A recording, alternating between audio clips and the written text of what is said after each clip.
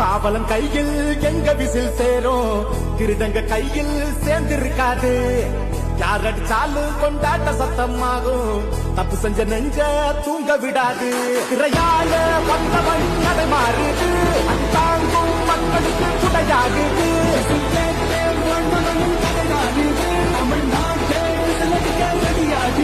தமிழ் பொங்காமலே கிளி தூங்காதுடா, இந்த வெள்ளை பின் வாங்காதுடா.